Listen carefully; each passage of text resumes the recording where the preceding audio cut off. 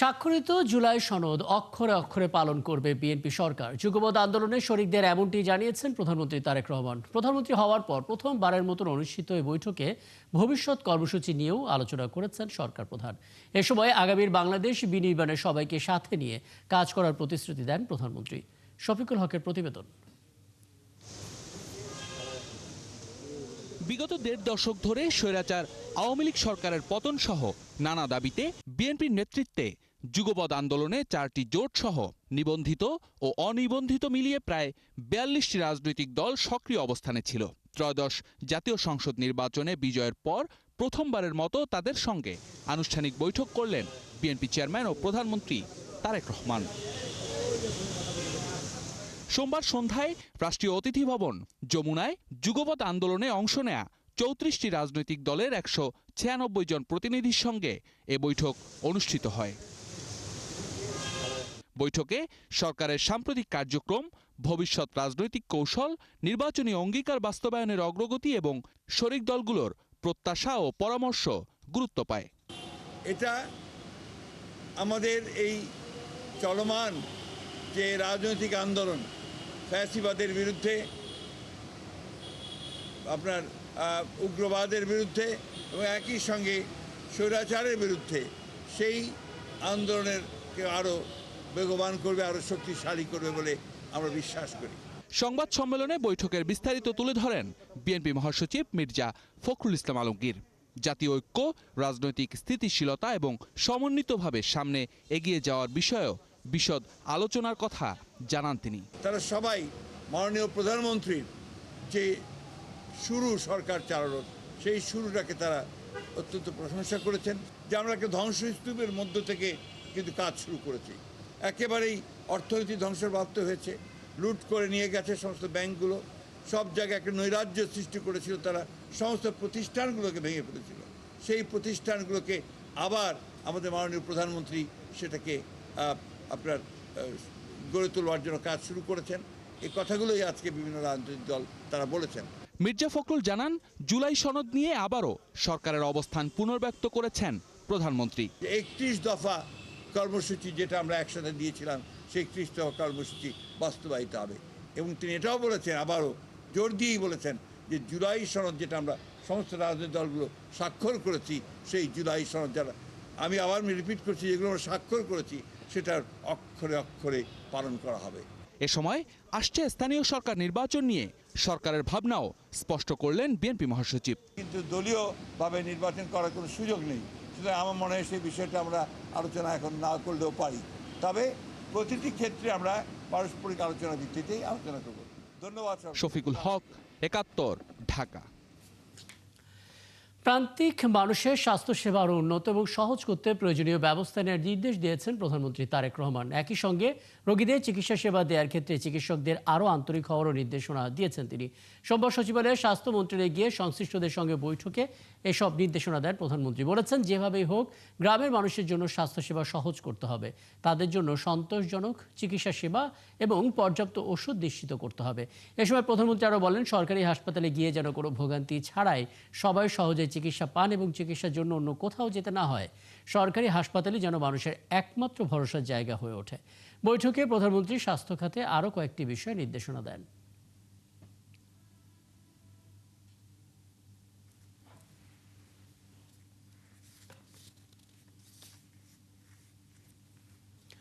মানবতাবিরোধী অপরাধের মামলায় মৃত্যুদণ্ডপ্রাপ্ত সাবেক স্বরাষ্ট্রমন্ত্রী আসাদুজ্জামান খান কামালকে ফেরত চেয়ে ভারতের কাছে আনুষ্ঠানিকভাবে অনুরোধ জানিয়েছে বাংলাদেশ।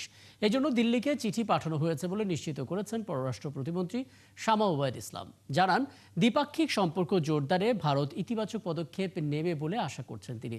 সোমবার স্কাটোর এক সেমিনার শেষে সাংবাদিকদের এক প্রশ্নের জবাবে সব কথা জানান পররাষ্ট্র প্রতিমন্ত্রী। বিস্তারিত জানাচ্ছেন নাদিয়া শারমিন।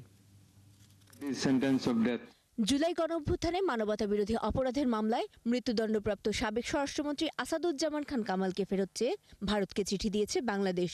দুপুরে রাজধানীর 20 মিলনায়তনে এক অনুষ্ঠান শেষে পররাষ্ট্র প্রতিমন্ত্রী একথা নিশ্চিত করেন। আশা কি করব কি না করবো সেটা তো ভারত সরকারের উপর ডিপেন্ড করে।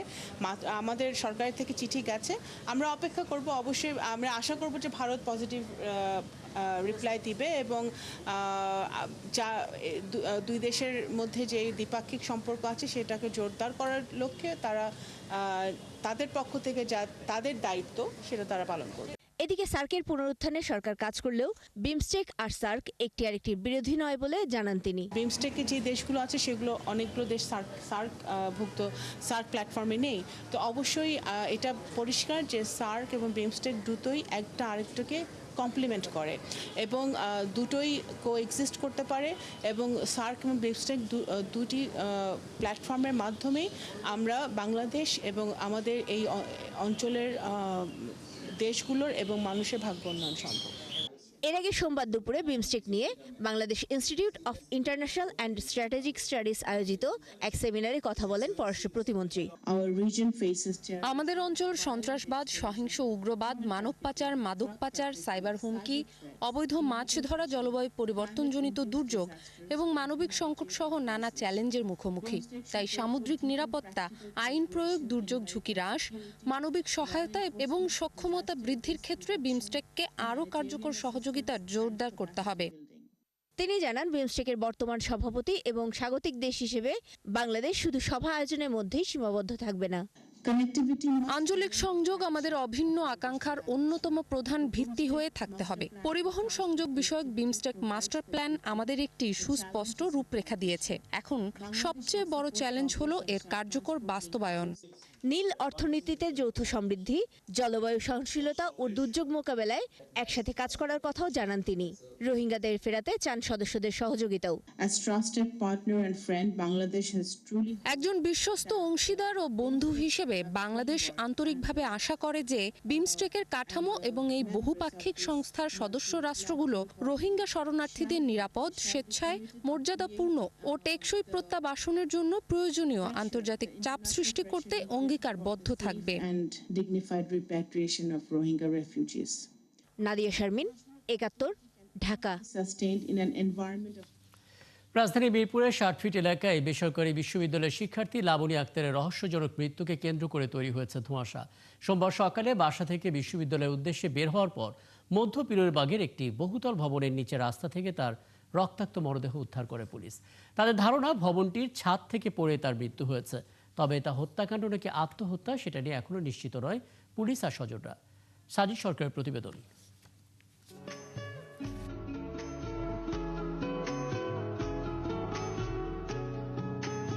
এই পোস্ট দেখে বোঝা যায় একদিন আগেও সোশ্যাল মিডিয়ায় সরব ছিলেন লাবণী আক্তার। মিরপুরের ৬০ ফিটের অলি মার্কেট এলাকায় পরিবার নিয়ে বসবাস করেন তিনি। সোমবার সকালে বাসা থেকে বিশ্ববিদ্যালয়ে যাওয়ার কথা বলে বের হন লাবণী। তারপরই পরিবার জানতে পারে একই এলাকার মধ্য পীরেরবাগে 10তলা একটি ভবনের সামনের রাস্তায় পড়ে আছে তার মরদেহ। উনি যখন পড়ে যে গেছে, মারা গেছে, তখন আমি খবর পাইছি। তার আগে ওনাকে আমি দেখি নাই, কোনো কিছু জানি না। না না না, না, এটা দেখিনি। দেখলে তো ঢুকতেই পারে না। আমি খবর পেয়েই আমি চলে এসেছি। 2:10 আসছে এবং টাইমিং নাকি দেখাচ্ছে 2:14 সে এখান থেকে ড্রপ পড়ে গেছে। 4 মিনিটের মাত্র। রাস্তার উপর মরদেহ এভাবে পড়ে থাকতে দেখে পুলিশে খবর দেন এলাকাবাসী। পরে পুলিশ এসে তার মরদেহ উদ্ধার করে। তারা জানিয়েছে, এরই মধ্যে ভবনের সিসিটিভি ফুটেজ ও প্রয়োজনীয় আলামত জব্দ করা হয়েছে। এখানে এরকম না, যেহেতু মেয়ের ফোন দিয়ে যদি এনআরই থাকে এবং মেয়ের মোবাইল তো পুলিশ পাইছে, তো মোবাইলে তো কল লিস্ট আছে, অবশ্যই পুলিশেরা বাইর করতে পারবে। বাইরের লোকজন মানে ওই গেট খোলা থাকলে ঢুকে যায়, এটা মানে লক করা থাকলে মনে করেন এটা তো আর হইতো না, যে কেউ ঢুকতে পারতো। বাসিন্দা না হয়েও লাবণীর মরদেহ কি করে ওই ভবনের সামনে পাওয়া গেল তার উত্তর খুঁজছে পুলিশ। তিনি কি এই বাসায় কারো কাছে এসেছিলেন, কিংবা তিনি কি ছাদ থেকে লাফিয়ে পড়েছেন, নাকি কেউ ফেলে দিয়েছে, এমন প্রশ্নের উত্তর নেই পরিবারের কাছে। তাদের দাবি একটাই, প্রকৃত ঘটনার সত্যতা বের করুক আইনশৃঙ্খলা বাহিনী।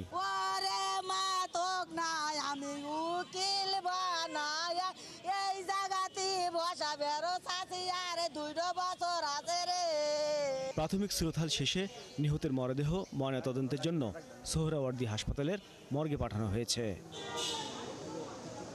সাজিদ সরকার, ৭১, ঢাকা। বাংলাদেশ কোরিয়া সম্পর্ক ও ব্যবসা খাতে উন্নয়ন সহ বিনিয়োগে পদক্ষেপ নেবার আশ্বাস দিয়েছেন কোরিয়া রিপাবলিকের নবনিযুক্ত রাষ্ট্রদূত কিম জি জুন। আর দুই দেশের বাণিজ্য ঘাটতি পূরণে নতুন রাষ্ট্রদূত আরও জোরালো ভূমিকা রাখবেন বলে আশা প্রকাশ করেছে KBCCI। এই অনুষ্ঠানে উপস্থিত ছিলেন দেশের অন্যতম শিল্প প্রতিষ্ঠান মেঘনা গ্রুপের চেয়ারম্যান ও ভাইস চেয়ারম্যান। আরও জানাচ্ছেন ফরহাদ ইবনে মালেক। কোরিয়া প্রজাতন্ত্রের নবনিযুক্ত রাষ্ট্রদূত কিম জি জুনের সম্মানে এক সংবর্ধনা অনুষ্ঠানের আয়োজন করে Korea Bangladesh chamber of commerce and industry KBCCI। রাজধানীর একটি হোটেলে আয়োজিত এই অনুষ্ঠানে KBCCI এর প্রতিনিধিদের সাথে এক নৈশভোজে যোগ দেন দেশের শীর্ষস্থানীয় শিল্প প্রতিষ্ঠান মেঘনা গ্রুপের চেয়ারম্যান মোস্তফা কামাল এবং মেঘনা গ্রুপের ভাইস চেয়ারম্যান বিউটি আক্তার। ভবিষ্যতে বাংলাদেশের সাথে ব্যবসায়িক এবং অন্যান্য খাতে সম্পর্ক আরও জোরদার হবে বলে আশাবাদ ব্যক্ত করেন কোরিয়ান রাষ্ট্রদূত। আমি আশা করি KBCCI আমাদের দুই দেশের যৌথ ব্যবসা খাতকে আরও বৃদ্ধি করতে বড় গুরুত্বপূর্ণ ভূমিকা রাখবে। এ বিষয়ে ইতিমধ্যেই আমরা সরকারকে কিছু প্রস্তাবও দিয়েছি।